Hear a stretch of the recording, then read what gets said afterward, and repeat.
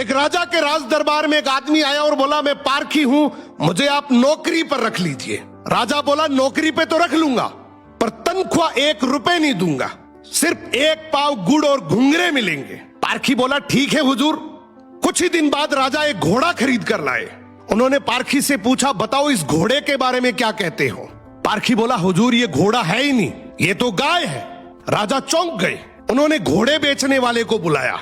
उसने कहा, साहब बात तो सही है तो घोड़ा ही, लेकिन बचपन में ही इसकी मां मर गई थी, इसे गाय का दूध पिलाया गया था, इसलिए इसकी आदतें गाय जैसी है। राजा ने हैरानी से पारखी से पूछा, तुम्हें यह सब कैसे पता चला। पारखी बोला, हुजूर जब ये चल रहा था तो नीचे मुंह झुकाकर घास खा रहा था, घोड़ा हमेशा ऊपर गर्दन उठाकर खाता है, मैंने इसकी आदतों से पहचाना।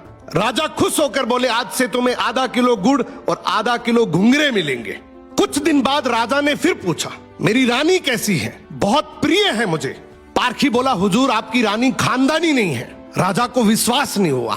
उन्होंने ससुराल जाकर पूछा, वहां दादी ने बताया, बचपन में इसकी मां गुजर गई थी, पाला तो मैंने है, मगर दूध इसे दाई मां ने पिलाया है। राजा ने पारखी से फिर पूछा, रानी के बारे में तुझे कैसे पता। पारखी बोला, हुजूर इसके स्वभाव से खानदानी रानी में शालीनता होती है, मगर ये नौकरों पे चिल्लाती है, गाली देती है, इसकी आदतों से पहचान गया कि ये खानदानी नहीं है। अब राजा बोले, चलो मेरे बारे में बताओ। पारखी बोला, जान की माफी दे तो बताऊं। राजा बोले, माफी है, सच सच बताओ। पारखी बोला, आप राजवंश के नहीं हैं, आप मुझे भड़बूजे लगते हैं, गुड़ और भंगूरे सेकने वाले। राजा घबरा गए। जाकर अपनी माँ से पूछा, माँ सच बताओ वरना मैं मर जाऊंगा। माँ रोते हुए बोली, बेटा बात तो सच है, जिस दिन तू पैदा हुआ था उसी दिन महल के पास एक भड़बूजे का भी बेटा पैदा हुआ था, तू मर गया था और मैंने राजवंश बचाने के लिए उसके बेटे को लिया, वो तू है।